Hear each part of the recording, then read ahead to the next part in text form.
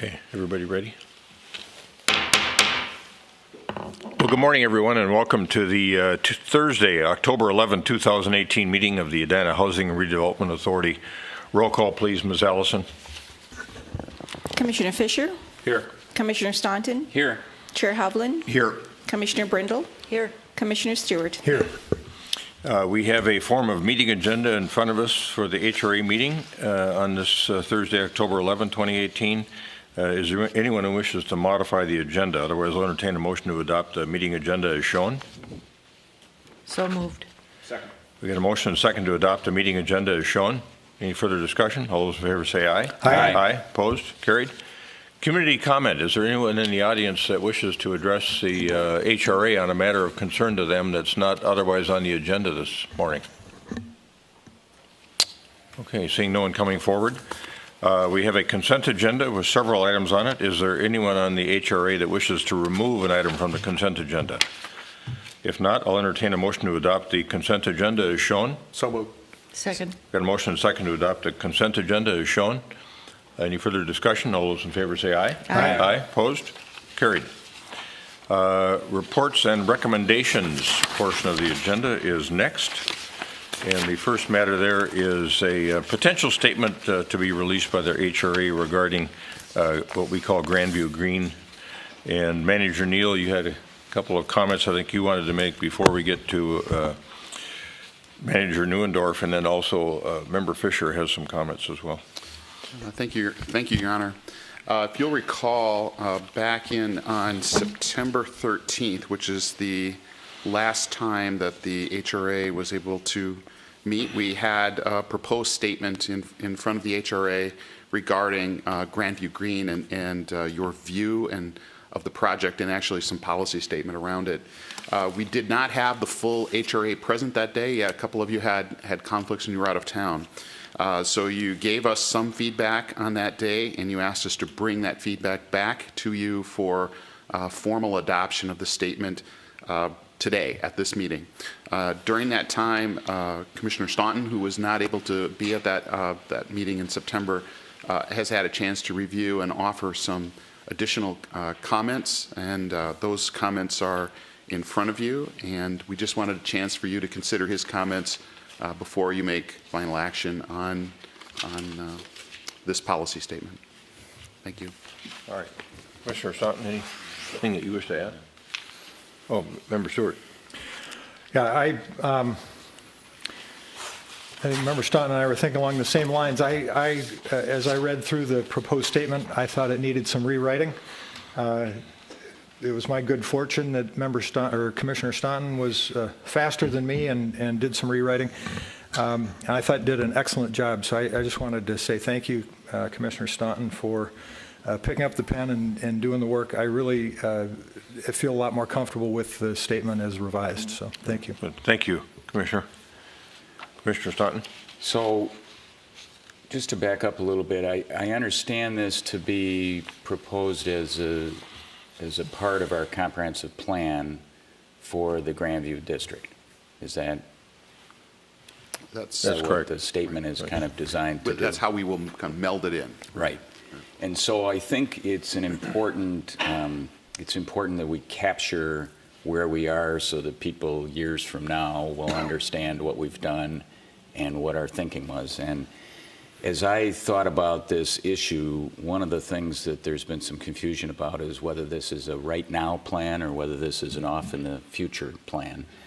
And in particular, when you look at the Grandview transportation study that we accepted back in August of 2016, it talked about the notion of a land bridge or a lid or whatever you want to call it in this area as being a far-term project, and it was really because of transportation technology, transportation infrastructure that would be necessary to support it. So my changes are designed to make it clear that this is something that we've been evaluating as a potential far-term project as opposed to a right-now kind of project. I know there's been some confusion in the community about whether we're building this in 2019 or 2020 or 2021. I want to make it crystal clear to folks that our intent is that this be considered off in the future, not in the current not in the current next couple of years. And what I would suggest, along with this language, I'd also ask that we direct staff to discontinue further spending on this project in terms of the research. And I'm thinking in particular, I don't think we need to be advocating at the legislature for any more tax increment financing authority. If there's other cities that want to do that, as the ball has gotten rolling, I'm fine with that. I also think we shouldn't be negotiating any lease terms or anything with MnDOT at this point.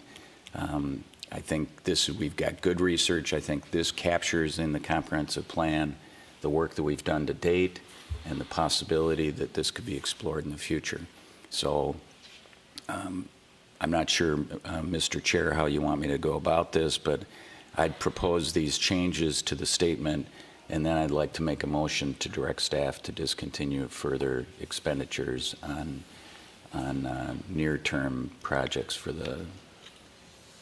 pursuing the list. I think it could be encompassed in a single motion. Member Brindle wants to or Commissioner Brindle wants to comment, and then I want to ask Commissioner Fisher a question too before we have any kind of a motion. Commissioner Brindle? Thank you. We received an edited version of the statement as part of our packet, and on the dais, there is a second edited version that is different than the one that we had in our packet. So which one of these are we considering this morning? So when I saw the packet, then I looked at it and made some suggested edits. So the one on the dais is the edits that I made since the packet came out, and I'm proposing today. The version in the packet itself had the edits that the HRA offered at the September 13th meeting. So we incorporated those as you requested, and then the additional edits are from Member Staunton, Commissioner Staunton.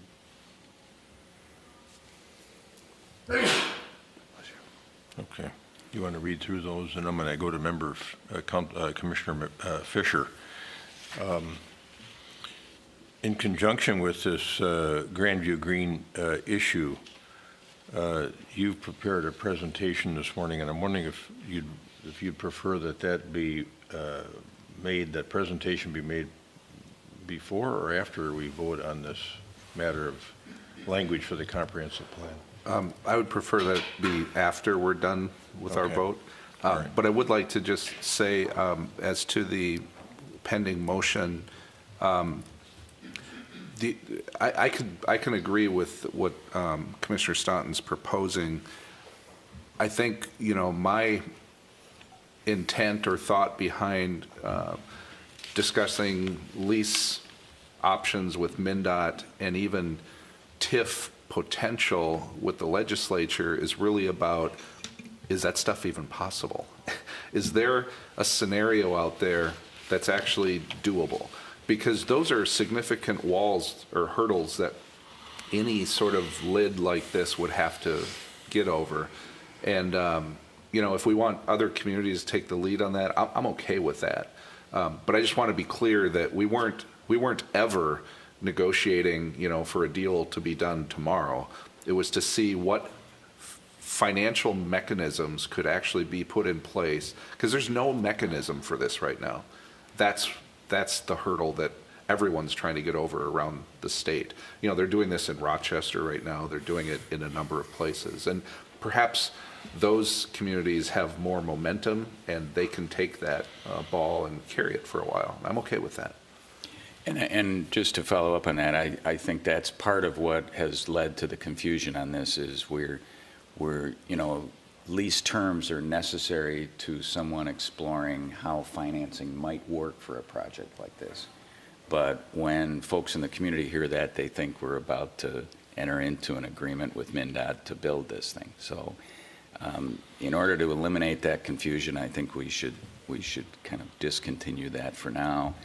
But I think it's all consistent with what we've been doing all along, which is exploring the long-term prospects for this kind of project. Okay. All right.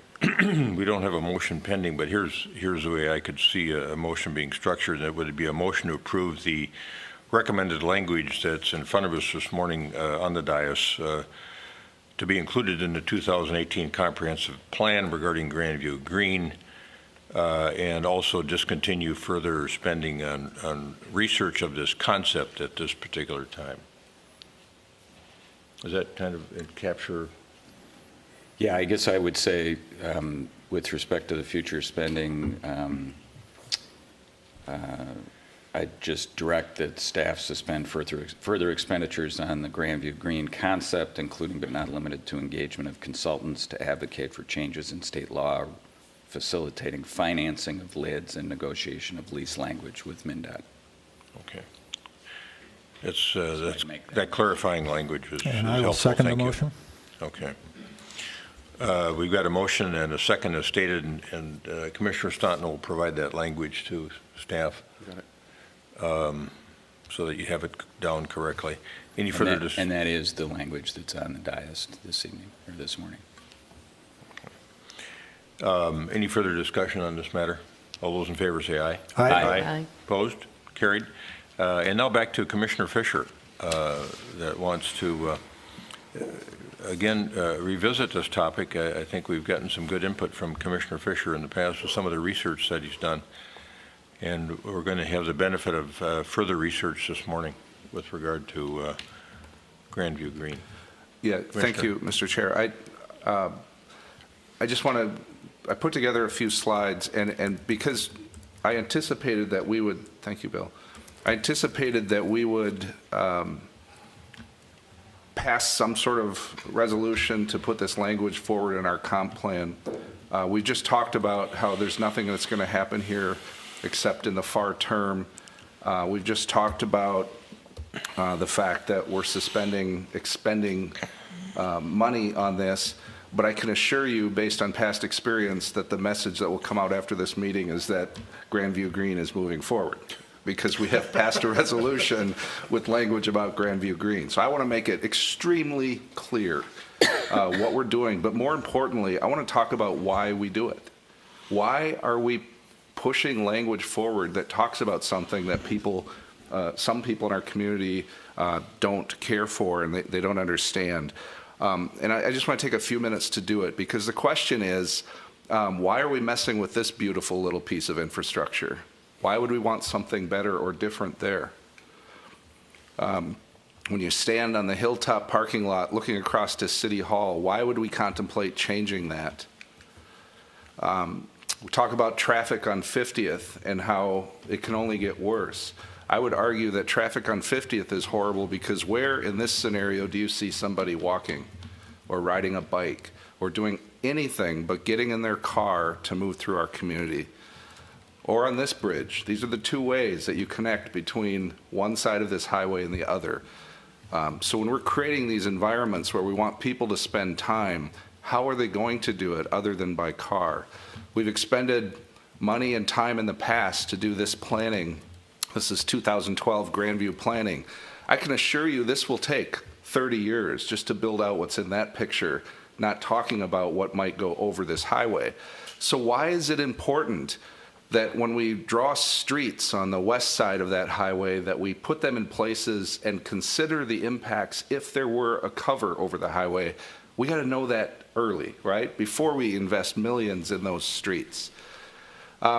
So we talk about the future. We talk about 30 years or more out into the future. And that's hard to predict. It's hard to know. But we can learn a lot from the past. We've been hearing people talking about, goodness, they're talking about us being a bedroom community. I don't think we are, right? But there's this sense that we've always been this way. And I think it's really important to look to the past and understand how dramatically we change constantly. This is one of my favorite pictures because it's our anniversary with Southdale this year, 60 years ago. The thing I want you to notice in this picture, 1958, I live over in that neighborhood that looks a lot like a field, right, to the upper right. And notice the lack of trees. That's the most amazing thing when I look at these old photos, is how few trees there were in Edina.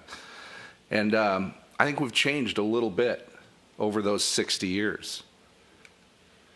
Can anyone tell me where this is? 1951. It's where we're talking about right now. That was simply, I'm going to go back. That was an intersection of Highway 100 and 169. Looks like two country roads, not that long ago. Yeah, I look out, there are people in this audience, not me, I'm super young.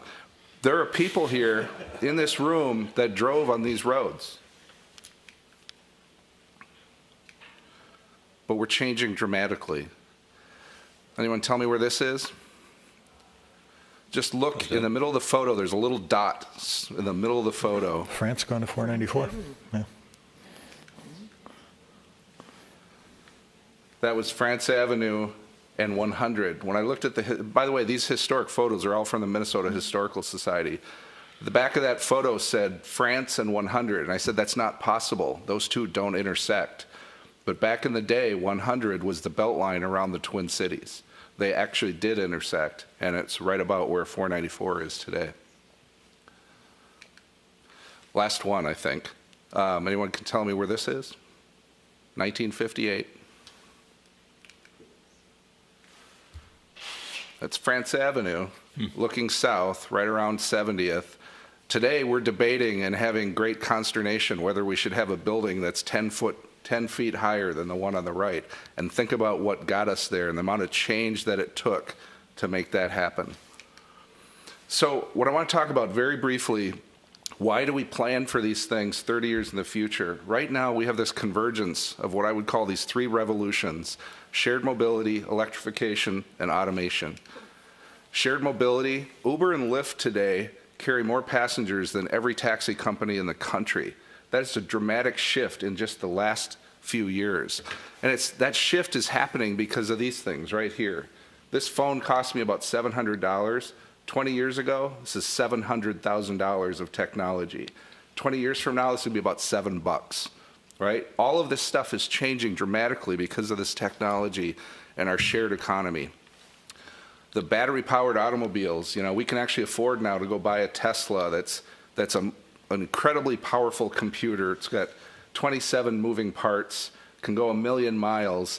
Just think about what it's going to be 10 years from now, 20 years from now. The prices are coming down. This is a technology available to us. And then, of course, the automation, the autonomous vehicles, and what they're going to do to our streets. You take these three things together, and they're going to completely transform how we think about transportation. This has not happened since 1900. This is a complete revolution in terms of how we're going to move around.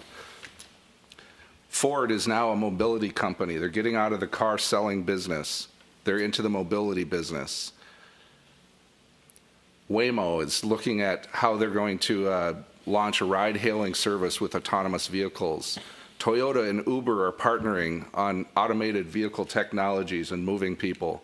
These General Motors, same thing. All of these businesses are investing billions of dollars to change the way we move around. Mercedes-Benz actually has their concept car actually has all the seats facing the center, so you can have a conference while you're going to work rather than waiting to get to work. So why am I sharing all this? This stuff is all, I've read hundreds of articles on this. The experts are talking about this can happen in the next 15 years. That's why we're saying we're not going to do anything for 30 years, because we're going to figure out what's going to happen in between. We have to keep our options open. If you don't think this can happen in 15 years, this is one of my favorite set of photos. In this photo, you see this is Fifth Avenue, New York City, 1900. There's one car in that photo. It's all horses. And back at the time, there were cars, they were around, but they weren't reliable. There weren't the legal mechanisms to really get them on the road with horses safely, to figure that transition out. They were priced at a point where it wasn't, the average person couldn't afford it. And people said, there's no way I'm getting rid of my horse. That's not happening. 1900. 1913, 13 years later, there's one horse on that street. This stuff can happen very quickly. And so you might say, well, what does that mean? Well, the experts say in these articles, it's pretty interesting. Some of the experts say between 35 and 85% fewer vehicles could be on our streets and highways, and that parking lots won't be as necessary. Now, I don't know what those numbers, that seems crazy that 85% fewer vehicles will be on our streets and highways. There's another set down below, I might comment, without appropriate regulations, we could have more vehicles on our streets, right? So we don't know which one it's going to be. I'm really hoping it's the first one, right? I'm hoping that we can be smarter with how things are regulated and what we do with this technology, where we can densify, we can put housing and things in areas like this that are devoted to cars. And I would just, Tony Seba is an economist from Stanford, and he has this great presentation. And I've got lots of resources that I'll share with you after, but talks about in the corporate world, a company like Kodak. In 1975, Kodak invented digital photography, but they were so invested, they had 89% of the market share on traditional film photography. So they actually, the very technology they invented, they actually put it in the back because they couldn't move beyond what, they were the leaders. And Tony Seba says the most dangerous position to be when there's this huge technological shift is in the leadership position. It's the worst spot to be because you don't want things to change. You're so happy with the way you are that you don't see it coming until it's too late. And I would argue that's where Edina is, right? We are a great place to live. That's why people are so invested and so concerned about us planning for things that look different, because they love what we have today. But I would argue that's the dangerous position to be in. Yes, we can love what we have today. We have a comp plan that says 90% of our community, single-family neighborhoods, we don't want that to change. But we have 10% of our community that we have to change. We can change and make it better and be proactive and think about what the future is. And I would argue that that's our job. So I would say the city council, or in this case the HRA, we can't predict the future. I don't think we would ever pretend we could. But we have a job to do, and that is to anticipate the future. And what we just did by putting that language in our comp plan is trying to anticipate the future, trying to make sure that anything we do between now and 30 years from now, we're doing it the right way, and we're doing it where we could someday, who knows, maybe someday there is a lid over our highway someplace, or there'll be many other things we're going to talk about in our comp plan. It's all about anticipating. So that's what I got. All right, thank you. That was excellent. Thank you very much for doing that. I just would add, I've got 3 pages of sources where all of this came from, and hopefully this can be up on the website. People can go and read this stuff. I'm not making it up. It's really happening out there. All right, and then with respect to our council meeting upcoming, you've got another presentation I think you intend to make there as well. Yeah, during council comment on Tuesday night's meeting, I'm going to talk about the pace of change, which is also making people uncomfortable. Okay, all right, good. Comments? Well, thank you very, very much. Yeah, terrific stuff. Thanks, Mike. All right, on to, in the reports and recommendations portion of the agenda, the next matter is one that Mr. Neuendorf has, and that is a resolution regarding 44th and France. Oh, sorry. Proposed tax increment financing district.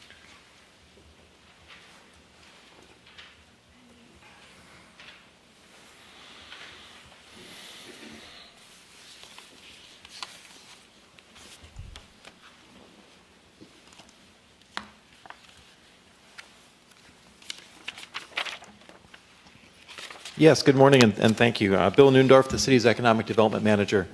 We have 2 items that are related, items B and C on the agenda. The first one is the consideration to establish a new tax increment financing district.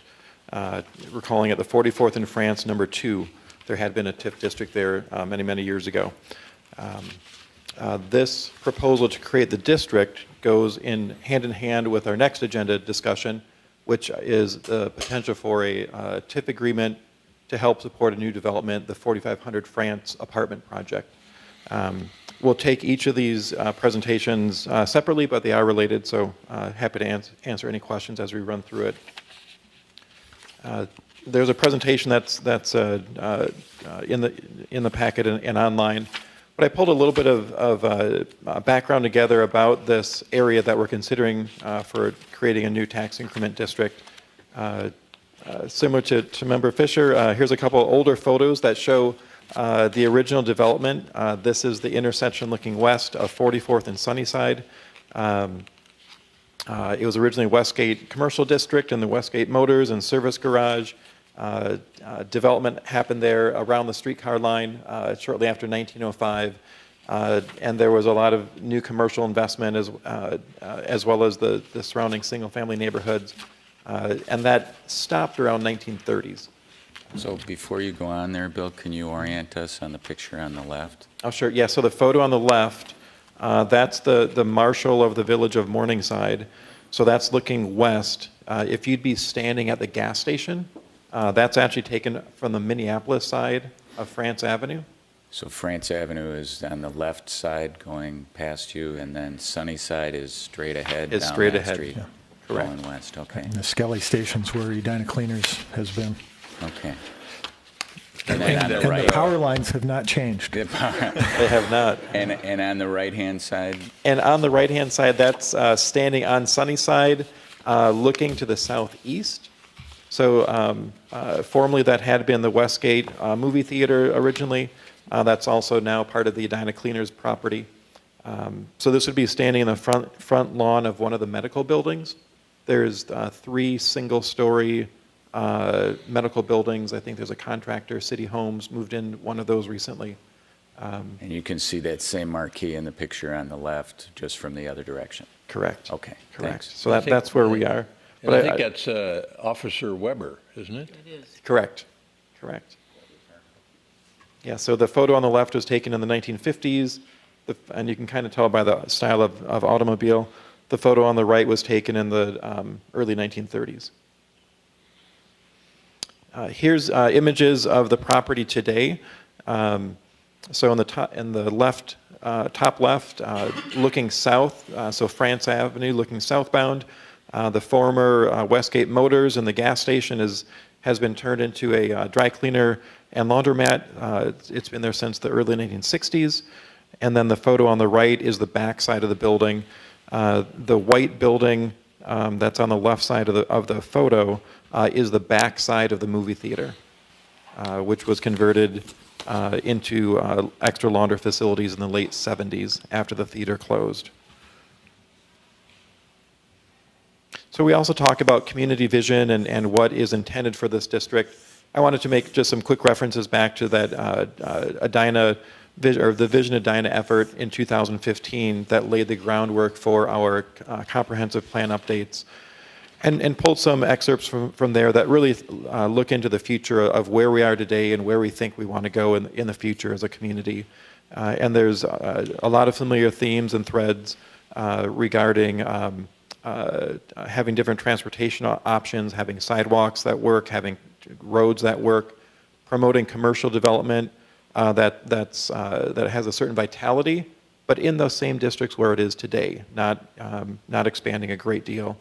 And then also intermixing the live and the work opportunity so that there's not a stark contrast between living on one side of the road, working on the other, but actually melding and blending some of those things together.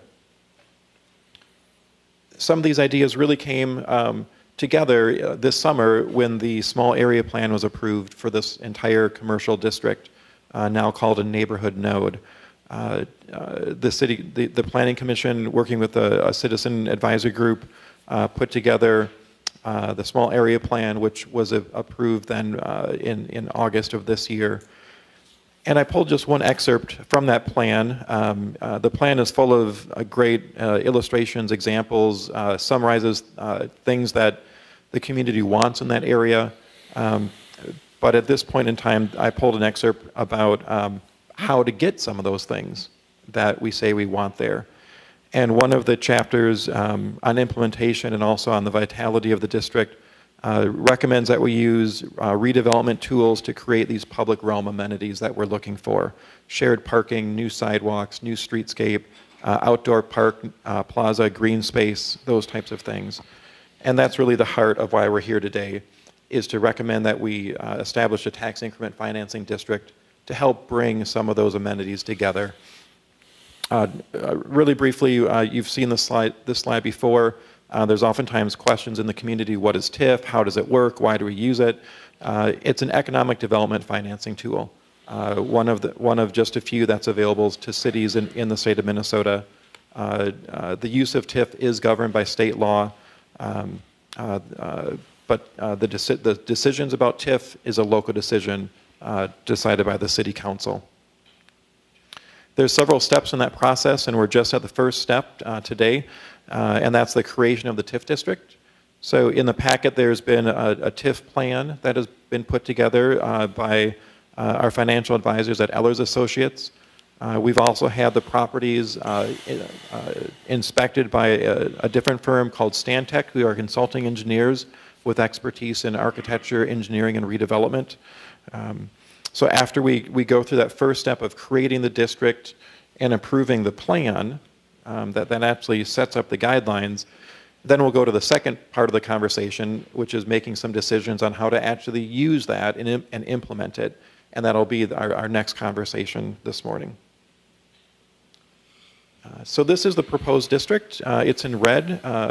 We're looking at a pretty small district, but to put this in context, this would be the 6th Tif district in Edina. We currently have 5 districts that are shown on this map. The largest is the Southdale 2 district, which comprises the mall as well as the properties that surround it. And that district is set to expire in about 2 years. So that one's almost done. While we have 5 TIF districts, in the last 6 years, we've used tax increment quite sparingly.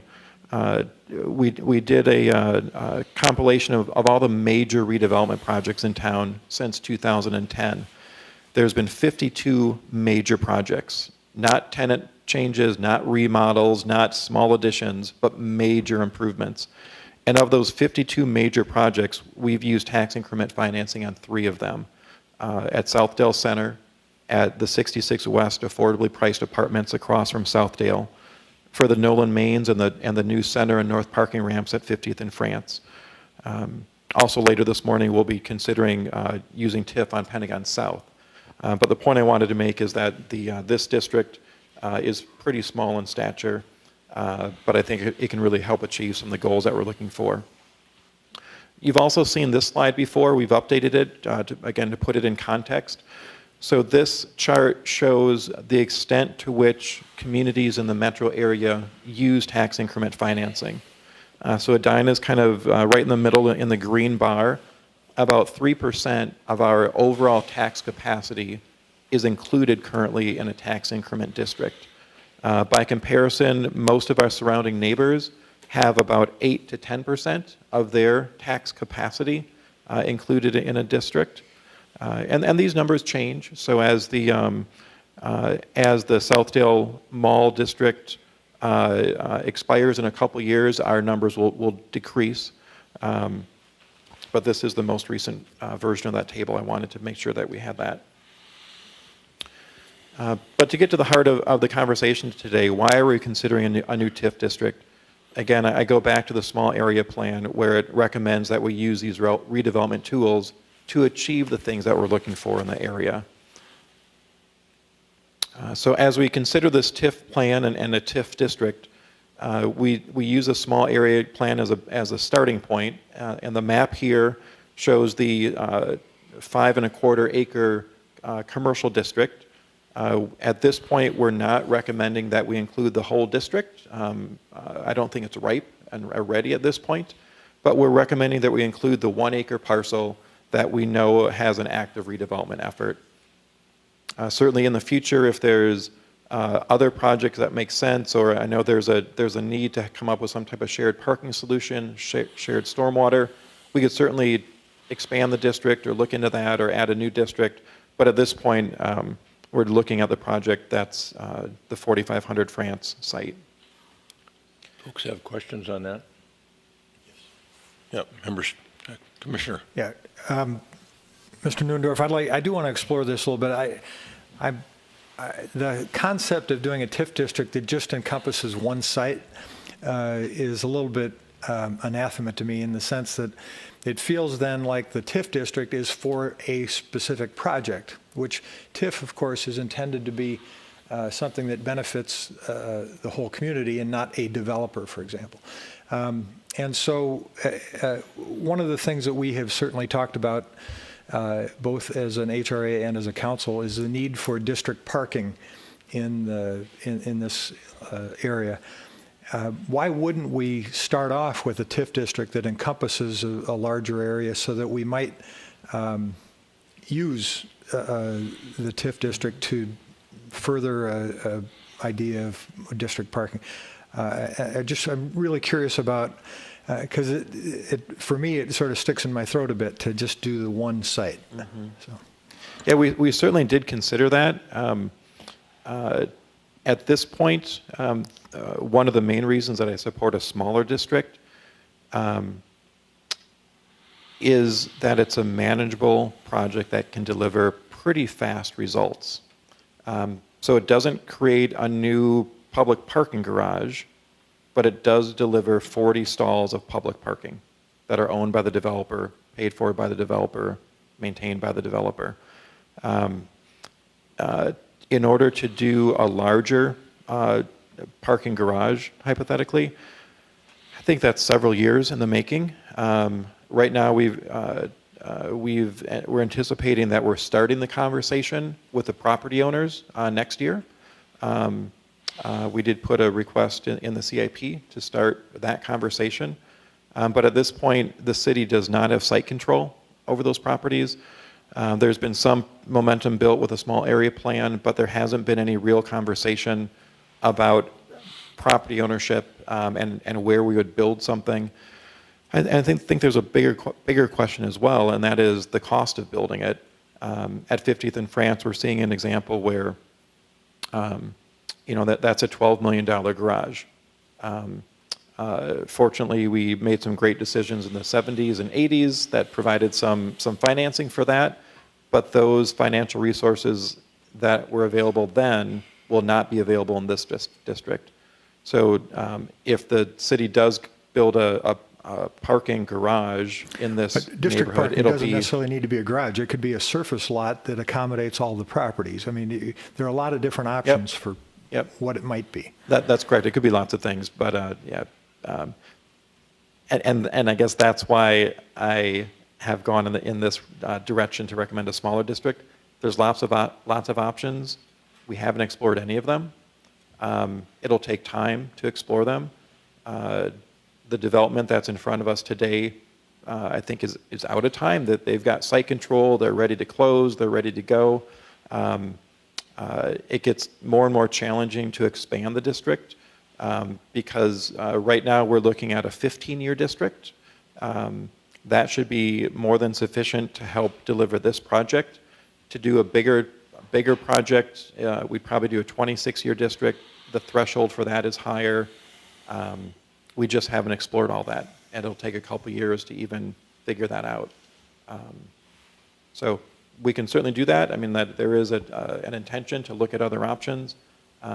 But at this point in time, if we want to move forward with the project that was recently approved by the Planning Commission and City Council, I'd recommend just focusing on this one site. Commissioner Staunton? So picking up on that same point, so if we create this TIF district, how long do we have to do something with the increment that gets created in this district? Great question. So Minnesota law gives us a 5-year period. So we have 5 years to commit the funds that would be generated here. So if we create the district in 2019, we've got till 2024 to figure out where the monies would be committed. And then is there an option for expanding the geographic scope of this district in the future? That certainly is an option to expand it. We could keep it at 15 years and expand the boundaries. We still have to make sure that we pass the coverage test and make sure that the buildings that we include are substandard. Some of the properties would probably be easy to identify as a substandard building. Others would be more challenging. For example, a couple tenants just moved in and just retrofit their buildings. Those are going to be tough to qualify. So if we expanded it, does the clock start over, the 5-year clock start over with the newly expanded geographic scope? That's a great question. I'm going to lean on my advisor on that one. Thank you, Board Member Staunton. If you do expand the boundaries, the clock has already started. So the district has been created. That 15-year clock, the 5-year test associated with it starts today at the creation based on the TIF plan that's been adopted. If a building that is substandard is identified and it is a standalone structure on its own, it's possible that you could create a separate TIF district. Yeah, you're going where I'm thinking. So we could create a second, so, you know, without talking about specific buildings or specific sites, if there's other, I mean, if the goal is, as Commissioner Stewart was talking about, how do we harness what appears to be redevelopment that's going to happen in this area to create value, to create these public amenities, whether that be parking facilities or better pedestrian streetscape, et cetera. My goal would be to make it as broad as possible to harness as much as we can. You're saying we can either do that by expanding the district, but the 5-year clock starts now, or we could do a separate district, assuming there's qualifying properties that would be adjacent to this district, and the 5-year clock would start on that once you created it, not now. Correct. You'd have a separate proceeding, be able to have those findings through another report from an advisor that there has been the conditions, the substandard conditions, and you could create a new district on its own. And I should also add, there are allowances within the TIF statute to pool money between districts or within the southeast Edina larger area. So you do have a project area that's been established for a number of years that all your TIF districts are within, and it covers more than half of the southeast portion of the city. You could pool funds from this district and spend them Yeah, so on that's what I'm qualifying getting. So activities. let's say we were to create a second district to the north of Sunnyside. Could we use increment from this district that we're talking about today to help with public improvements in that north district? There are some limitations on the percentages, but yes. What are the you would be able to do limitations? that. I mean, So we need the 5-year rule. The obligation is that 80% of the increment that's generated from this property is going to be spent or obligated to be spent on activities inside Within of this this TIF TIF district. But then there's an allowance for another 20% to be spent outside of that boundary for adjoining or even separate renewal and renovation projects throughout the southeast Edina area. Okay, thank you. I have a question. Commissioner Brindle. This discussion brings me back to the discussion about establishing the TIF district in the Grandview area, which has a very limited scope. And when looking at the redevelopment possibilities in the Grandview area, I was troubled by setting the TIF district so small. And I'm thinking the same thing here. The future redevelopment,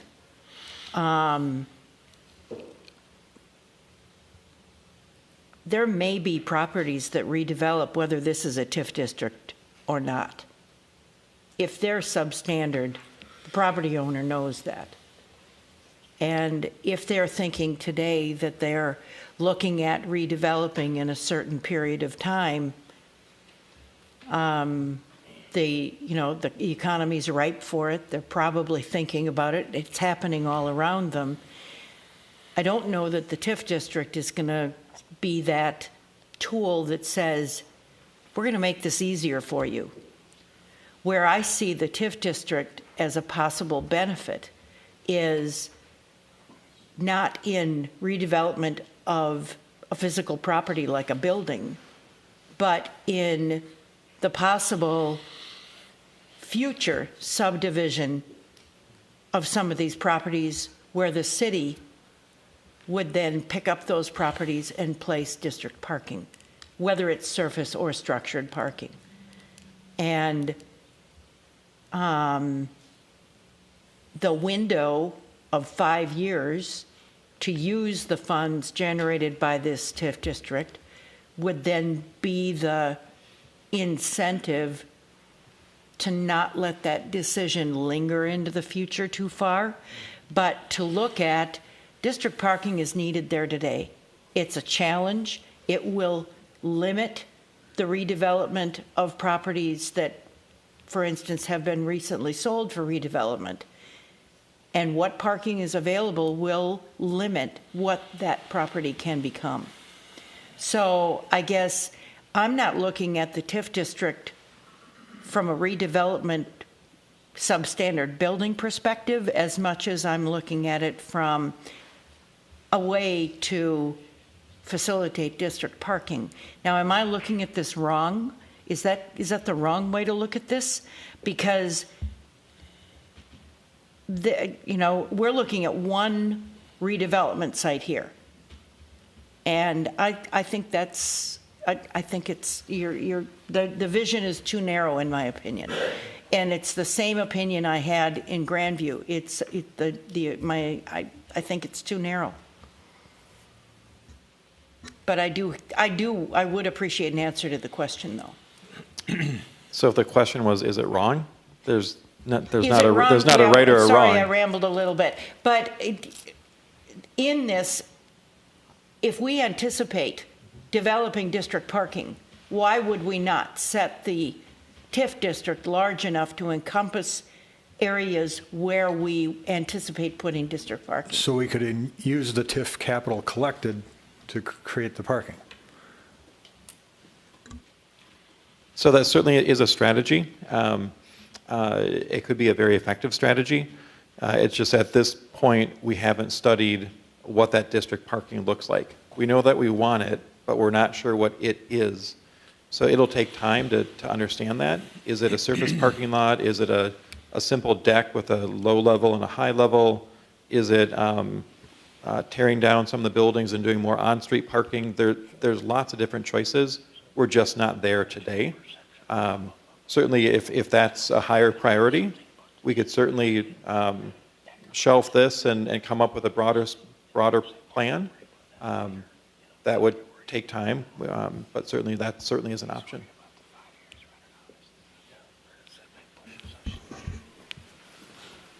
Member Staunton? So, I mean, I think the bush we're beating around here is you're worried that the 5 years runs out. If we expand the district, yes, we have a project to go here, we can harness that, but you're worried that if we don't get something done north of Sunnyside within the 5-year window, then we've squandered our ability to leverage that. My concern is that we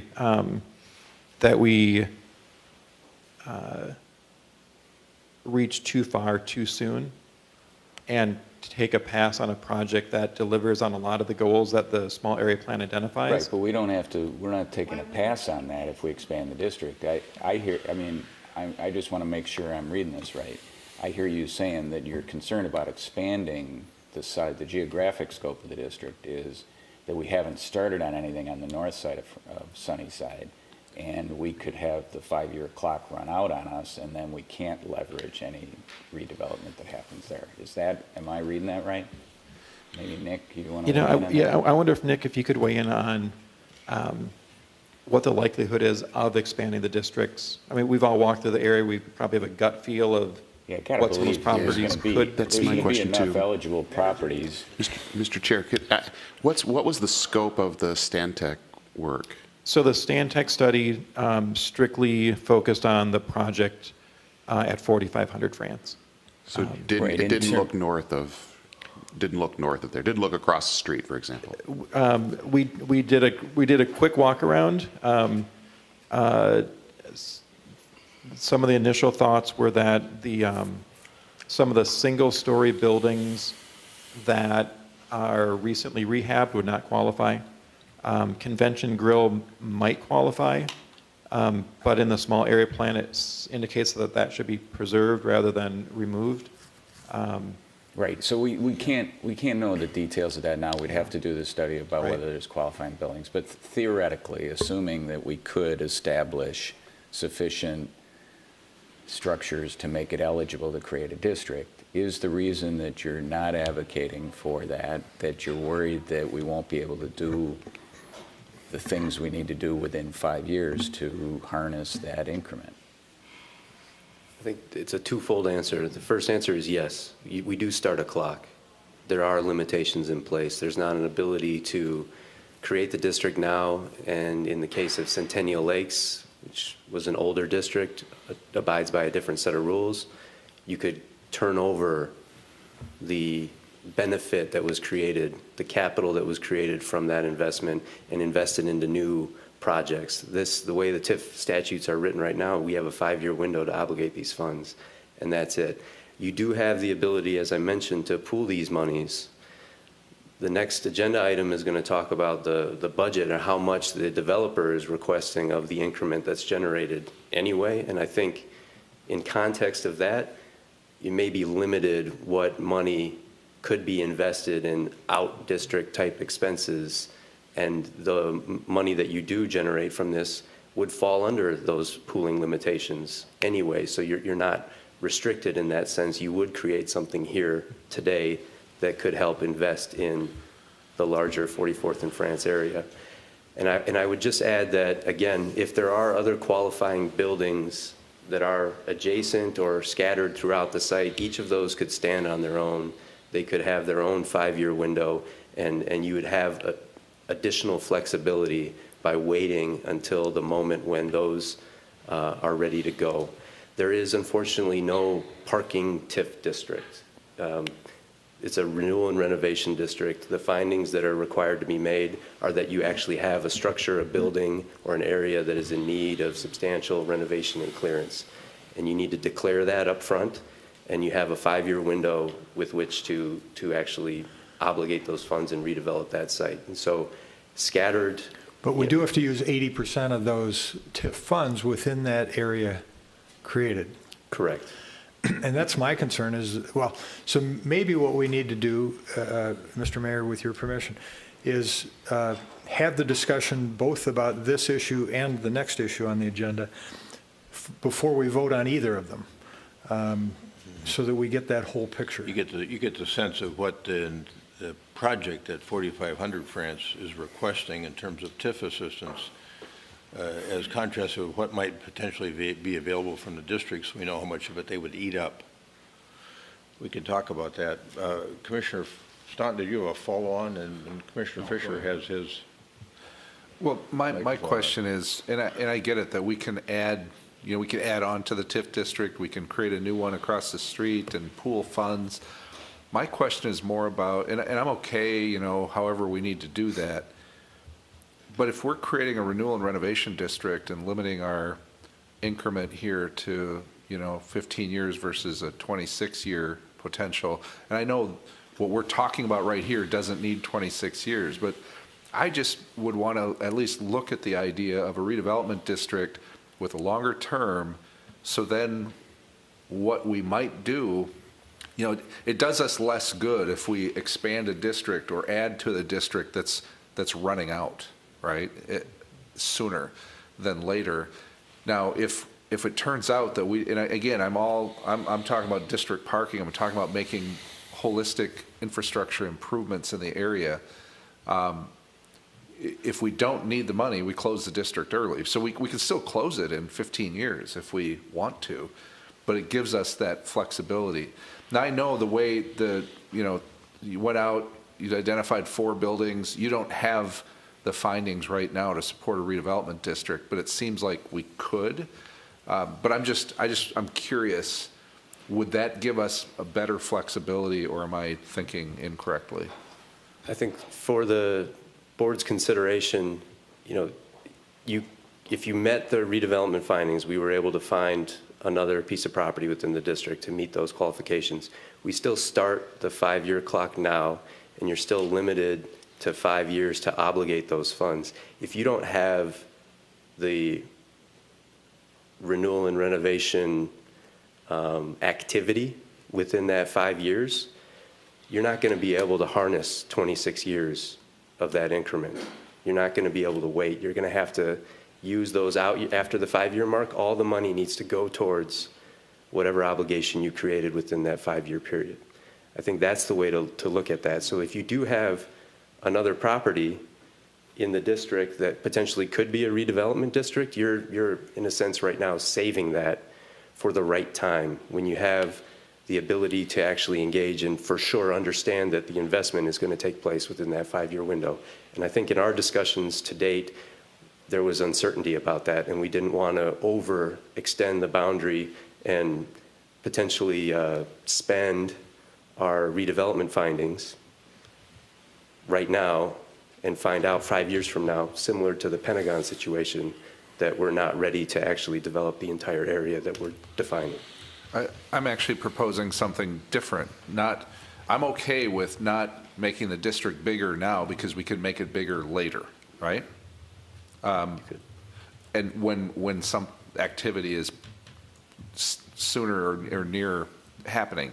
I'm actually suggesting perhaps, right now you're showing 4 buildings on probably, I can't remember if it was 3 parcels. We got 2 single-family homes and the 2 buildings on the dry cleaner property. Take one of the single-family homes out of the district, create a redevelopment district, so it's actually a little bit smaller. Because if I'm thinking right, that the home furthest west is going to be a pocket park, it's not going to be necessarily impactful on your numbers.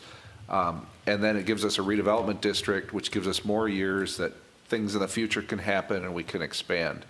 And again, maybe I'm way off base. It was just sort of thinking about how you give us the most potential down the road. That is an option that we did think about. The challenge is that in order to exclude that last single-family parcel, I think the developer would have to redesign his whole project. I mean, because right now the inclusion of the, I don't know exactly where the building footprint is, but I think part of it goes into that existing parcel. So the proposal at 4,500 is to consolidate all 5 parcels into one. They could eliminate, they could redesign that western edge. That's possible, but at this point they've gone through the process, and I don't know. They're in the audience. They can certainly let us know if they're open to that. Yeah, I'm not proposing redesigning viable. a project in any way. I just thought that, and I might be off on where the parcel lines are compared to. I just thought it wouldn't. You don't have to have every inch of your development, I don't think, in the Tif District, as long as the part that's generating your revenue and the increment and where you're spending it. But again, you're the expert on this, so. That is correct, but I do want to add the 2 buildings that qualify are not the homes. Right. So they don't qualify as a That's why I'm substandard saying building. So we're already expanding the boundary a little bit broader just to be able to encompass the ability to support this project. And my question is, do we really need to expand it that broadly, or can't we just do everything we're talking about accomplishing without the last property, create a redevelopment district that then is expandable in the future? But also, most importantly, question. have a longer time frame. A longer time frame to get that district thing, whatever it's going to be. So we can ask them that. So the Commissioner Stewart, I think, brought up the question or suggestion of maybe looking at the terms for the project because they're tied together. Maybe we should have reversed the order this morning. But there's a lot of costs that are borne by this project, including the outdoor park plaza space that really damaged the developer's return, which is why we're here talking about tax increment for them. So if that's helpful to talk through their financing to help understand what the better options are or what the best options are. I mean, there are several options. The suggestions this morning are all viable directions to go. But it all hinges on, in my opinion, on the project that's in front of us, that's on the table. So from my point of view, here's a practical, or maybe it's even a political issue, and that is that what we heard in conjunction with with the apartment project is that even if you're adding 40 public parking stalls, it's not enough parking down there. And if we now have Stuart Ackerberg, who just bought the Lindhoff property, which I would think would be a qualifying property for redevelopment for TIF, he comes next and he says, this is my idea of what to do with that Lindhoff photo property. Now we're back in the same situation again, where we're going to have folks coming saying, we don't want our neighborhood to look like Uptown. We don't want our neighborhood, and who can fault them for that? And everybody is saying the same thing here, and you heard it when we talked about the Carlson project, is we need to address this district parking issue. And if we keep pushing that off, we're making a big mistake from a practical standpoint, from a political standpoint. It's just not the right thing to do. So I could see where you analyzed this in a way where you thought, gee, can we get that done within 5 years? But to Member Brindle's point, or Commissioner Brindle's point, maybe it forces us to do something about it sooner rather than later. And what's wrong with that? I mean, this is kind of what we promised people in that neighborhood, is that we would take a look at that sooner rather than later. And if we get another redevelopment project that pops up on us, which is certainly conceivable in this economy, we're going to pivot right to that issue. And now, how are we going to deal with it? Because we don't have a TIF district that handles it, because a lot of the money we would create out of this district is going to have to be used on this particular project, and we've only got a TIF district tied to that project. So the initial question that Commissioner Stewart raised is really a good one and an important one for us to be talking about here. If you were trying to minimize our risk in one way, understood, but it begs the broader conversation of how should we be looking at risk, and how should we be thinking about what we want to accomplish with an overall plan down here, because change will be coming, and it will be coming sooner than we expect. So what do we do? I mean, there's been some good issues discussed this morning, and the idea of doing something that allows us to create a redevelopment district with a 26-year time horizon seems to me to be a lot more practical than trying to tie us to a 15-year proposition. I'd rather deal with the 5-year issue than the 15-year issue, frankly. I mean, I'd rather have a longer district with a more compressed period of time to do something on the front end in terms of some of these other improvements. And I think that's what you're hearing from everybody up here is we got to address this and get to these other issues. But I don't know. Member Fisher, Commissioner Fisher says, I'm okay with doing this and expanding it, but in a way that seems awkward too, especially when you're interfacing with the public down there and there's another project in front of us. I wonder if I could call on one of our advisors to weigh in on whether or not a renewal district could be expanded and converted to a redevelopment district. I'm not sure if that's possible. But. So, depending on what obligations you commit to, what obligations that TIF district has, and the developer, again, is requesting a significant amount of the money. But if that's been committed, then I don't see that you could do that. You can certainly terminate a district if development does not happen and requalify the buildings at any point in time. You can also qualify adjacent buildings at any point in time. If we do expand the boundaries within this 15-year district, we need to qualify the area that it's expanded to at the time of that expansion. But again, they could also qualify on their own to start a new district at that point in time as well with a longer time horizon. We would not convert this district under the proposed scenario, just due to the fact that the developer is requesting the assistance now to make this happen, and we would essentially be committing to the district as it is. Any expansion that occurs would have to abide by the original time horizon, the starting the clock today. But again, any other substandard building could stand on its own as its own district, and they could all pool money together to service the infrastructure needs that you're talking about this morning. So I don't think we're limiting that in any way, but I do feel like we don't want to overcommit to an area without having a plan in place for how those monies are going to be spent and the obligations that the HRA and the city are going to commit to. Let me ask this in a little bit different way, and so you had mentioned this earlier, I think, Nick.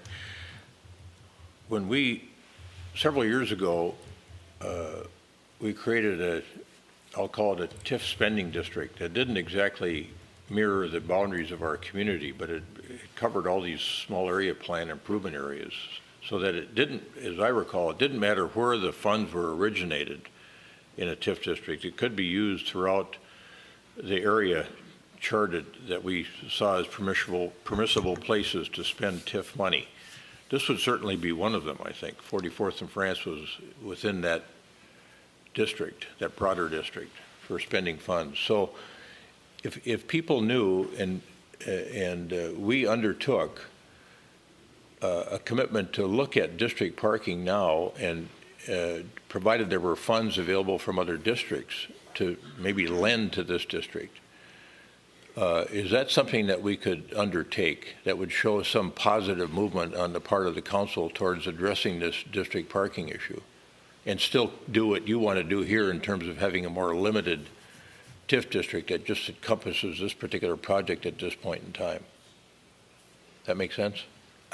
Yes, I put on the screen a map that shows the boundaries in green of the southeast Edina area where the Centennial Lakes funds can be invested. We'd have to update the budget and see what's left in that fund. Historically, there's been a long list of projects that have requested funding, and there's only so much funding available. With the work at 50th and France, the France Avenue improvements a couple years ago up and down the street by Southdale in that area, there's still I don't even know the current balance in there, but there's some money, but there's a lot of competing demands. So perhaps that's a conversation related to the CIP or in a work session about how to prioritize. But certainly this district could benefit from some of those dollars. And to your point, Mr. Chair, yes, you can spend the money. The green line that you see is the boundary of the Southeast Edina redevelopment project area.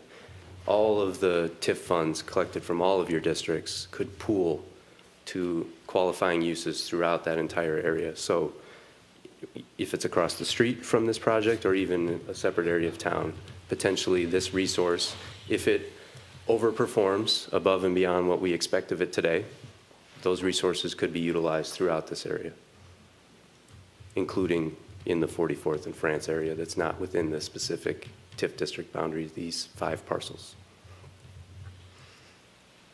I don't anticipate that there's a great deal of available funds in other districts, but there might be enough for us to be able to start doing some study work and maybe even some preliminary negotiations with some of those property owners. At least it would show good faith on the part of the city to address a problem that is the preeminent problem in that neighborhood.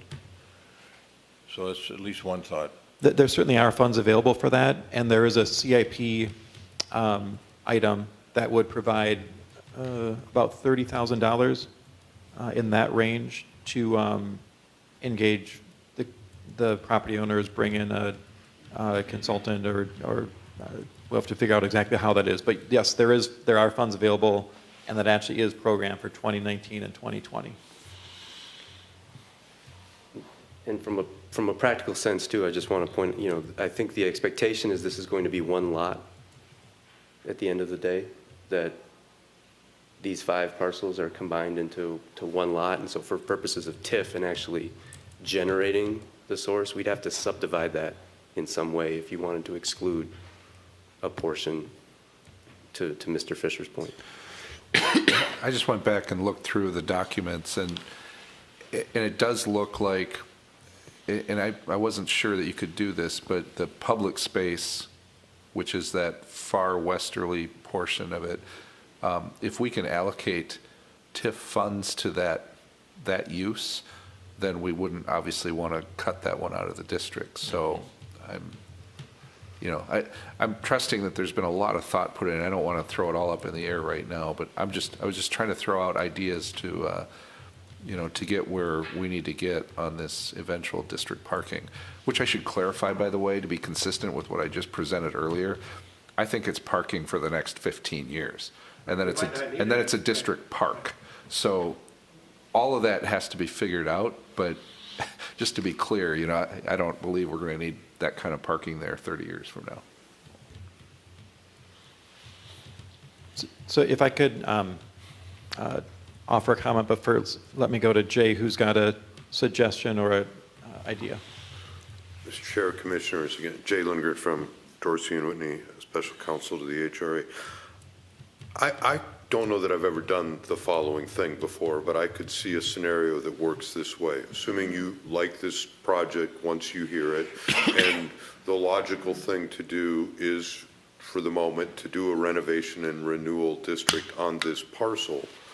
There's still some level of time, even though that district would be created now and the 5-year window starts to run, that as long as the substandard things, the blighted influences, have not yet been done, and I'm looking at you, Commissioner Fisher, because I wanted to think through this with you, I don't know why you couldn't then do another study, even though this is sitting there pending, and say that if other parcels, presumably from Sunnyside up to the north side of 44th, from France going in a little ways to the west, would qualify as a redevelopment district, you could terminate the renovation and renewal district, establish a redevelopment district, and I think this is the important part, and I was having a little sidebar, is that if you support the project that's before you, they'll need a TIF note. That TIF note will have to be enforceable, but I think we could craft a TIF note that says these are the revenues that come from this parcel of land if it's in, and you get those revenues for 15 years, if it's a renovation and renewal district, or if it's recreated as a redevelopment district, you still get those revenues for 15 years of the 26-year redevelopment district. So I'm just saying, I think, and here's the important part, is all that would have to be done before a demo permit was pulled and the Edina Cleaners building started to come down. But again, since you have a real development in front of you that you need to consider and have reviewed sitting as the city council, I think there's some flexibility if we do it in, 30 or 60 days or something. That help? Yeah, that's helpful. Very helpful. So I'm not sure how you want to act on this resolution, but the next week at the City Council, we have advertised and scheduled a public hearing for a 15-year renewal district. That's the plan that we circulated to the county, the school board, neighbors, et cetera. So that is on the schedule for next week. That can be changed. There's nothing urgent about that. But I think maybe it's most important to go back to the reason that we're even having this conversation, and that's about this proposal at 4500 France Avenue. So I wonder if it might be helpful, and I'm trying not to look at the clock because I know it's getting late, if it'd be helpful to walk through the terms that we've negotiated with the developer, because frankly, if you're comfortable with the terms, we should have this bigger discussion. Is it a 15-year? Is it a 26-year? How big is it? If you're not comfortable with the terms, we should just stop and go back and figure it out later. So, Mr. Chair, perhaps we table this resolution and jump to that. Commissioners comfortable shifting to that quickly? Yeah. Okay. All right, let's do that. All right, super. So also with us this morning are the developers, Anita Pedrelli. Mr. Carlson is out of town this morning and wasn't able to make it. Their advisor, Mr. Commerce, is here as well. They're here to answer questions. In short, over the last couple months, we've made some really good progress in negotiating a potential TIF terms with this proposal, with this 4500 France Avenue project. We've been having conversations with the developer about funding and their funding challenges for the last 8 to 9 months. And along the way, we've updated the HRA back in May and July and August. But in the last month, as their project has gained more momentum on the planning side, we've really worked hard. The developers rolled up their sleeves, tightened their budget, and we've got some terms that are included in your packet that staff supports, our advisors support, and the developer is agreeable and supportive of. But in brief, I'm not going to go through all of it. The terms are very similar to what we typically do in Edina. And I use the word typically with a big asterisk because we've only done this 3 times in the last 10 years or so. But it's a pretty traditional tax increment arrangement. So the developer would invest about $29 million to build the project. The project would be as described and approved through the Planning Commission process and the City Council. It is responsive to several, not all, but several of the goals in the small area plan. It provides public parking. It provides an outdoor public plaza, structured parking to maximize the structure and the tax base. But all that comes at a cost. So when we first met with the developer back in April or May, we had some big concerns. Staff had concerns. We challenged them to go and see if there's other funding sources that might be helpful, other outside grants. We really pushed them to work on their budget, and they have done that. So Isn't there also some soil remediation needed here, and doesn't that qualify? Yep, there's soil remediation, there's demolition costs, there's asbestos costs, there's lots of various things. The reason I showed those couple photos was of the history was that this started off as a filling station and a service station. So I don't know where they dumped what 80 years ago, but I have to think that something got dumped, spilt, or otherwise. So there's a lot of those costs as well. So I'd mentioned that the developer will take the initial risk and bear the cost of investing about $29 million in the site. We've scrubbed their numbers, both their construction numbers and their operating costs over the next 15 years, and we do find that there is a financial gap. So the conversation we've had the last couple months is, how big is that gap, and what does it really take to get you over the hump? And that number is $2.3 million. Actually 2.295. That also assumes that they secure some grants. They've been successful with one. We've got a second grant application pending. And with this project, the costs are high. I mean, the land is costly. It's Edina, it's commercial property, it's very expensive in that neighborhood. Construction costs are high these days as well. And one of the bigger challenges with this site, and one of the reasons why the costs are so high, is that similar to 50th in France, it's constrained. So you've got neighbors immediately on either side. You don't have 30 feet of green space to work with. It fronts on a county road that flows thousands of cars every morning, so you can't shut down the road. And then it also serves Sunnyside, so you can't shut that down either, which just drives up the cost of construction. The developer is willing to bear all that risk. So the proposal is for the city to provide a TIF note and reimburse the developer up to that maximum amount of just shy of $2.3 million. We would have both annual look-back arrangements, and if he sold the project before the debt is repaid, we'd get another look-back. So again, we always want to take precautions to make sure that the project is feasible and can get finished and be successful.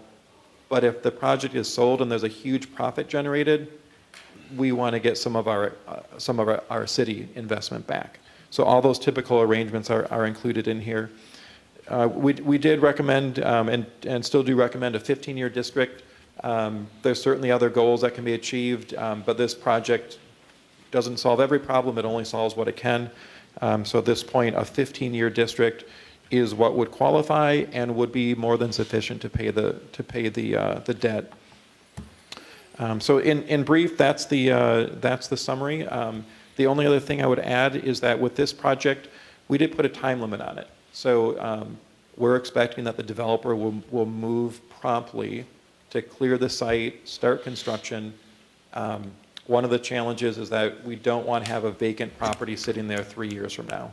We want a vibrant project with happy people living there.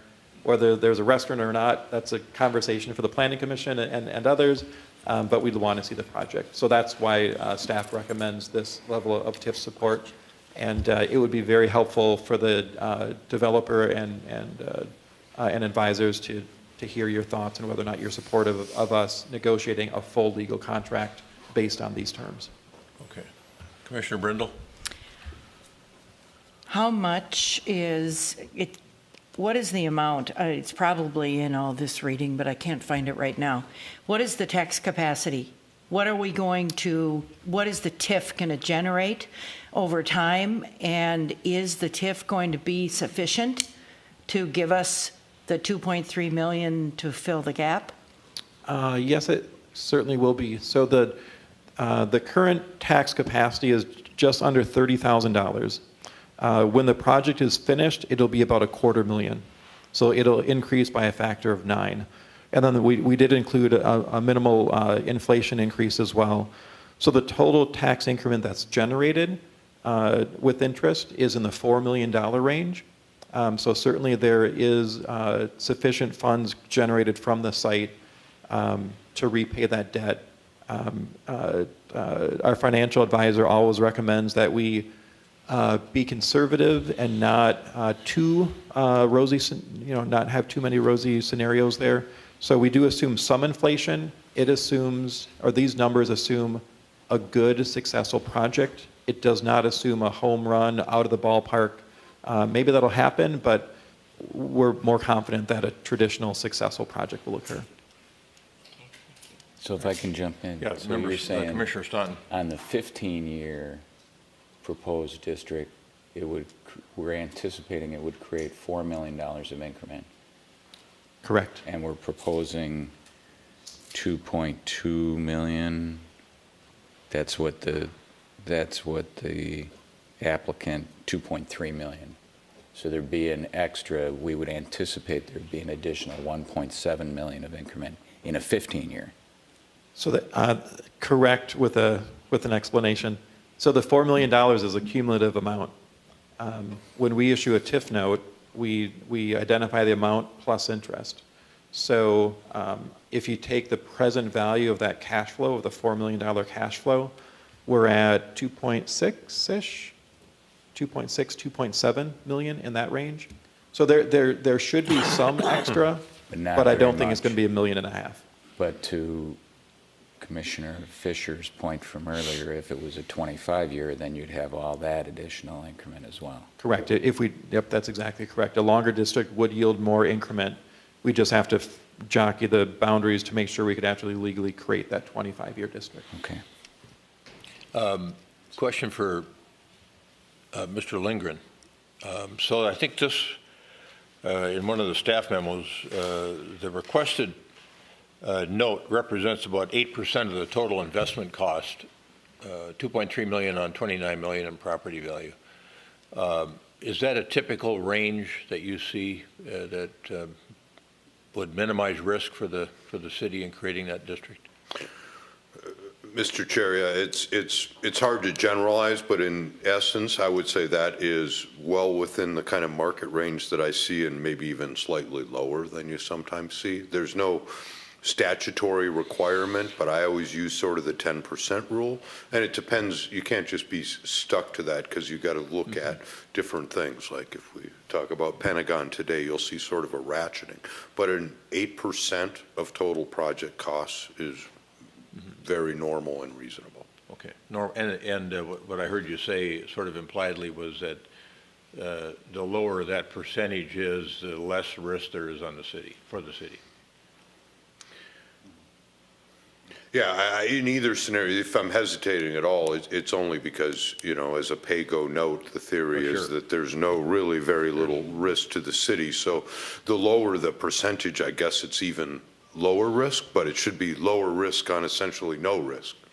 Right. So that's, as I was saying that, I thought, wait a minute, now this is a pay-go note, so we really don't have much risk at all. Yeah. Member Stewart. Commissioner Stewart. Thank you.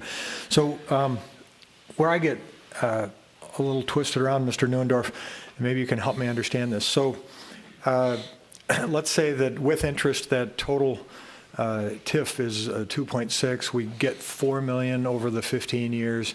That leaves roughly $1.4 million. But we have to deploy that at least 80%. So maybe it's the 80% of the whole 4. So what do we got? 3.2 of the 4. So all but 800,000. So let's say 800,000 I have to deploy within the Tif district. Do I not? So I've got 800. So what I'm thinking about is a balancing issue that I want to balance. Yes, I don't want to have risk on behalf of the city, and I think we have plenty of margin to feel like there's not risk in terms of us extending. But if we can't spend that money in the district, we actually have to turn it back, and the county takes a big bite, and the state takes, and so all kinds of things happen with capital that should be deployed in Edina. And I get worried about, I can't even use that 800,000 to spend it for district parking, and it's right across the street. So wouldn't I want to have that part of my district so I can use that capital for that purpose? So ideally, we'd have answers about every penny and how we'd spend every penny.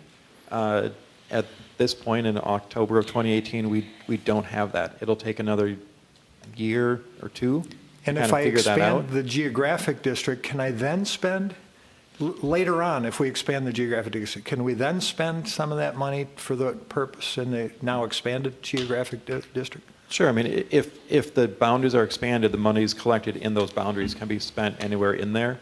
There's also some wiggle room. I mean, you can spend it, on a street that's next to it, even though it's might not be in the district, but it's a street or an alley or something. So there's different ways to be creative, but the state statutes have certainly gotten more strict over the last 20 years. I think in general, if the city wants to build a new city hall, fire station, they want that to go on the tax levy, not for TIF. And that's kind of, I think parking is definitely a qualified resource for tax increment. But as we discussed earlier, we should probably come up with a plan of what that means. Is it surface parking? Is it an easement? Is it a parking structure? Is it buying property? We just haven't had that conversation yet. Mr. Annett. If I could just provide some additional color to your question, Mr. Stewart, the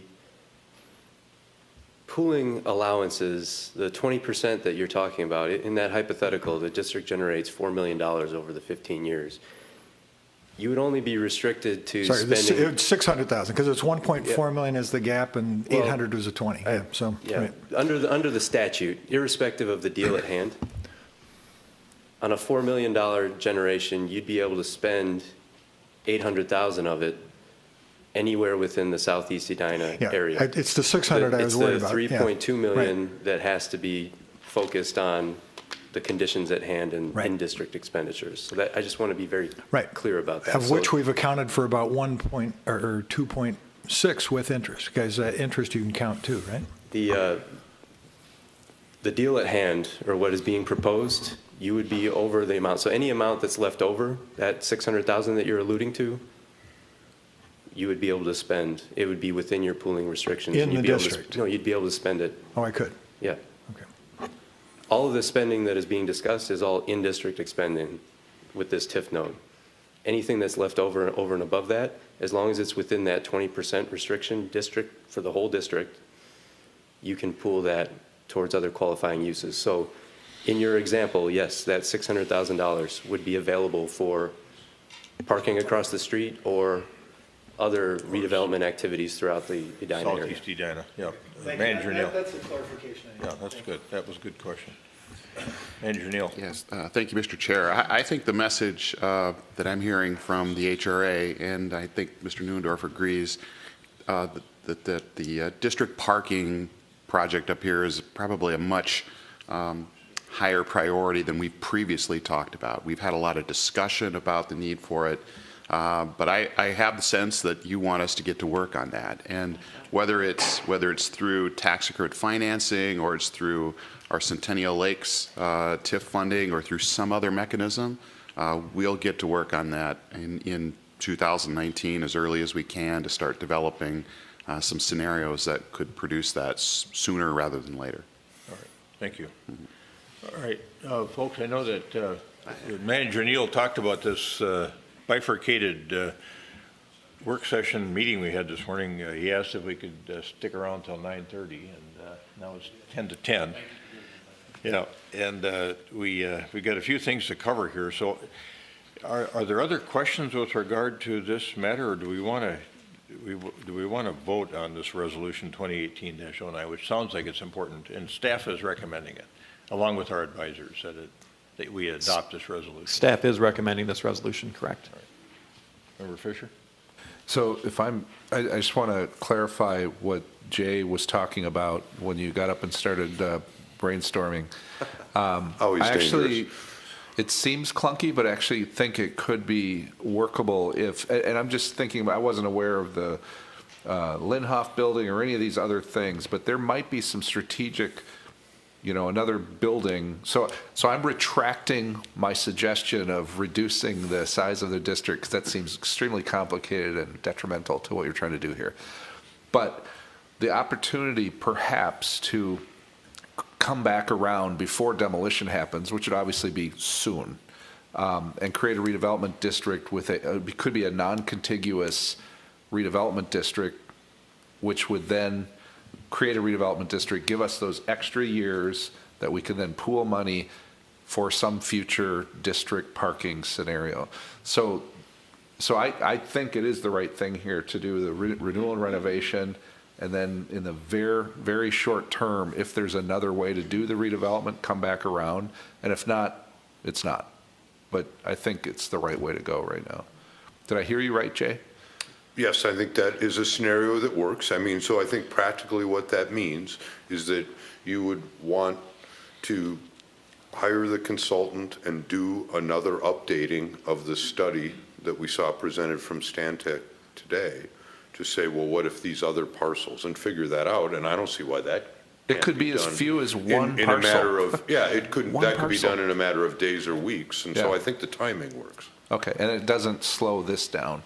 So, okay. So, Member Fisher, I take that as your motion to approve Resolution 2018-09? Yes. Is there a second? Is there a second? Second? Further discussion? So Commissioner Staunton. I want to just talk about how we make sure this exploration of an alternative scenario happens before we have a demolition of the qualifying structure. So because I think this is appealing to me as a way to broaden the number of years, which creates more potential increment to dedicate to these public improvements we're thinking about in the district. And I think it's a creative idea, but I want to, how do we incorporate into the motion something that ensures that staff is coming back to us with this possibility? Manager Neal. We could report such a plan back to you at the city council meeting on October 16th. You're asking if we need to incorporate something in the motion. Today. Yeah, that is more of staff. You could direct us to develop such a Well, plan. and so when does this come back to us as an HRA? I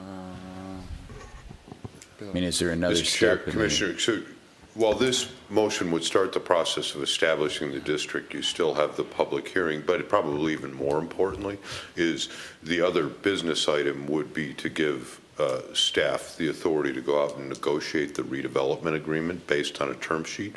So there is still a redevelopment agreement that needs to come back to both the city council Okay, and the yeah. HRA. I mean, I can't stand here today and tell you what the timing of it is, but Got that's it. not So next week. we're getting the ball You know, rolling, but you it'll have come some back time. to us, That's right. and we could still say no if we determined that we wanted to move in a different All right, direction. again, if I may, just to say that another way, even if you establish this district, you could always terminate it, and it's the contractual obligation that would create the use of that increment for this project doesn't happen until you approve a redevelopment agreement.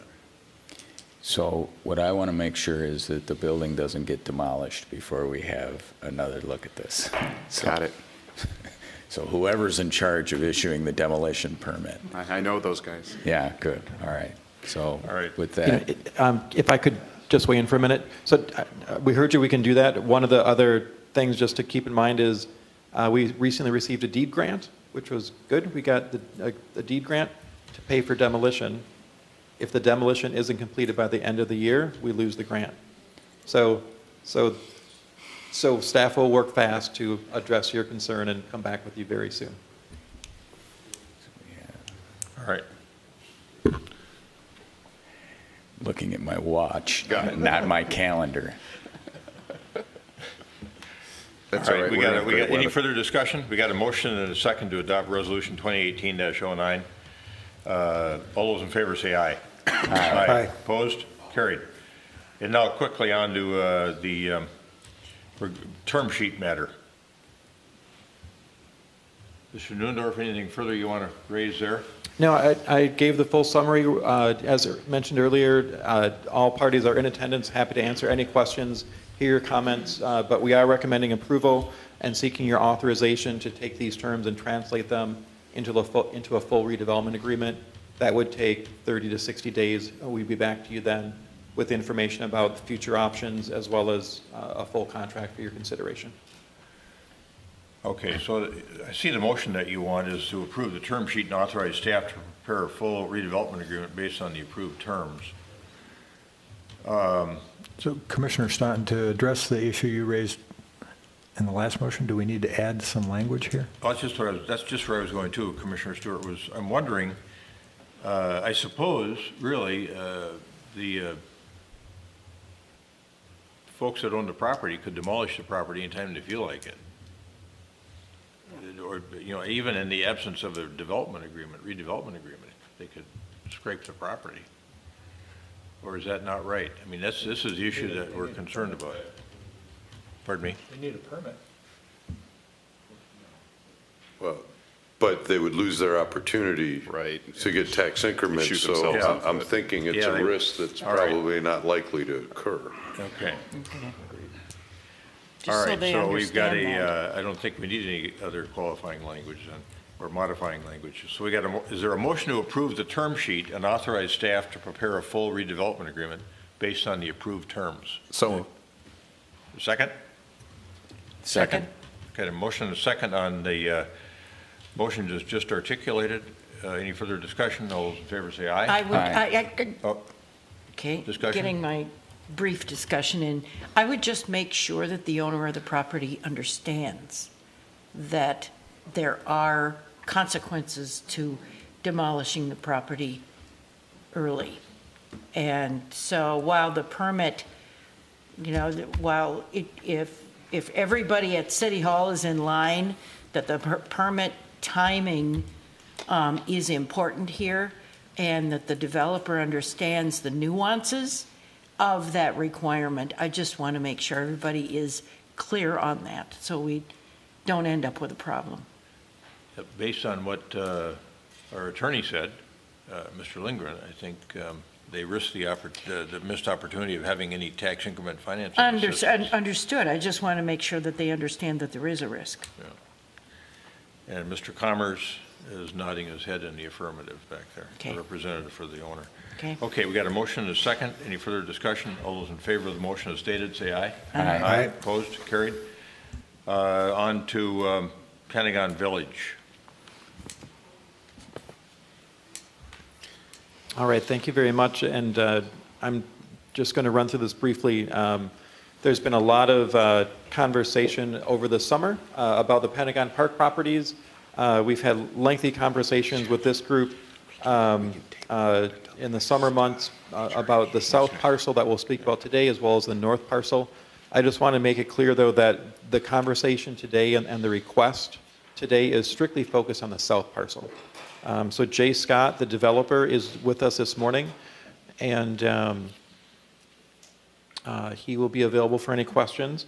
But based on the direction that we received from this board back in July, we've been negotiating a full redevelopment agreement to bring forth the mixed-use project on the south parcel. This is a 12-acre site. It's intended to be developed in several phases. There's phase 1A, 1B, 1C, and phase 2. There's several different owners with 2 hotels coming in that are being built separately. There's retail buildings. There's a future office building, 2 future office buildings actually. So there's a lot of different players that would set foot on that property before it's finished. But the redevelopment agreement is a contract between the city and the HRA and the developer called Pentagon Village, which is a partnership with Hillcrest Properties and Solomon Real Estate. So the structure of the TIF agreement is more complex than we've seen in the past. But very similarly, the risk is borne by the developer. They have really strong inclinations to move forward, even though they do not at this point have full commitments for phase 2. And I'm not sure exactly where they are with the hotels. I think they're very close if they're not executed. But my point is the risk is with the developer. They're going to be investing significantly over $100 million into the parts that they control. The proposal and the recommendation by staff is to provide 3 separate TIF notes up to a maximum value of $18.1 million that we would then reimburse the developer for their actual expenses. If they incur the costs, they have the chance to be reimbursed. If they, let's say if phase 2 fizzles out or phase 1B fizzles out, there's no benefit, there's no reimbursement. There's a number of different parameters in the agreement that trigger when a note is issued and when payments are issued. Part of the complexity of this project is due to that 5-year rule. For this district, we aim big, and the 5 years expires next summer. So we have until about June 15th or June 30th to see how much work can get done. Then we're going to add up the totals and issue the notes next July. So it's a very short window of time. There'll be a lot of construction out there, but as we've gone through the planning conversations, we think there's a lot of public benefit to the community, both in tax base as well as services and benefits. The redevelopment agreement is in your packet. It's about 126 pages. There's also a amendment to the master agreement that we executed back in 2014 with Hillcrest, and that amendment is pretty simple, where it basically says that the new terms for Pentagon South apply to Pentagon South. The rest of the contract applies to the north, which will probably just expire next year anyway. But that's a fairly simple agreement. There have been no substantive changes to the document since we last got your direction this summer. So with that, we, both the city and our advisors, as well as the developer, Mr. Scott, are here, happy to answer any questions, but we seek your support and your approval of this redevelopment agreement. All right. Mr. Scott, any follow-on comment? All right. Mr. Lindgren and Mr. Anhut, you're comfortable with what's been negotiated here? You were part of our primary team? Yes, sir? Okay. Thank you. Questions from commissioners with regard to this matter? Commissioner Brindle? Just a clarification, Mr. Neuendorf. What you just said about the amended master development agreement, that the 2014 master development agreement would expire next year? It does. Go back to that, because I thought you said it was going to expire. Well, so it doesn't expire, but once you get to that 5-year window, Yeah. You can't incur any additional expenses anyway. So while the agreement is still there, it's kind of meaningless at that point. Okay, so what won't be meaningless is the amendment that's being proposed Correct. today, and that would start its clock today. No, the clock started 4.5 years ago, so. Oh, okay, so it's concurrent. Right, And correct. that's why this would be so quick. Correct. Okay, all right, thank you. Would you explain the distinction between Pentagon Revival and Pentagon Village LLCs? Sure, and I might look at Mr. Gleekle or Mr. Scott said he's going to take care of that one. Come on up, please. Because the original agreement was with Pentagon Revival, as I understand. Yes, good morning. That agreement is with, the current property owners. And Pentagon Village is the new entity that's being established with the joint venture development, which includes myself, along with Mr. Tankenoff and Mr. Roundhorst. So that's just a former entity that was engaged, I guess, in the original acquisition of the property. So it would not be an active entity going forward once the development, certainly on the south component, begins. That'll be a brand-new entity with all of the parties bundled together in that new entity. So Pentagon Village will be the master developer or redeveloper of the south parcel? Yes, sir. Yep. Okay. Composed of your company or you Right. personally? Yep. And Mr. Tankenoff and Mr. Roundhorst as well. So they're going to fold their interest of that property into that new entity that will jointly be owners of and developing together. okay. All right. You're comfortable with that, Mr. Lindgren? Mr. Chair, and actually that kind of concept is even embodied in the original 2014 Master Development Agreement, that there would be these kind of potentially related secondary developers. And so we've thought through that scenario together, and like the look-back provisions are in there are based on the kind that we had developed in the original. So to answer your question, yes, I think Okay. we're comfortable All and right. it makes sense as a special purpose entity. All right. Thank you. So other questions from commissioners? Member Fisher? I would just say, Commissioner Fisher? in going through this document, you can tell there's been a lot of discussion and a lot of negotiation. And one example, I think, is section 4.7, park maintenance fee. So literally this paragraph covers if there were to be housing outside of hotel and whatever, there would be a park maintenance fee, but not if there wasn't actually improvements being made in the park. So you can tell there was some back and forth, and there's some detail in this document, and I appreciate that. Thank you. The proposed motion has three parts. The first part is the motion to approve the Pentagon South Redevelopment Agreement with Pentagon Village LLC. And then, as part of that, approve the First Amendment to the 2014 Master Redevelopment Agreement. And then finally, authorize staff to implement the terms of the two agreements just described. Is there a motion to that effect?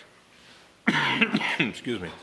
Second. Got a motion and a second to adopt the motion as stated. All those in favor say aye. Aye. Opposed? Nay. Carried. All right, now, with regard to E, Manager Neal has told me we can table that matter until our next meeting. It doesn't have any immediacy to it. So do you want to deal with it or table it?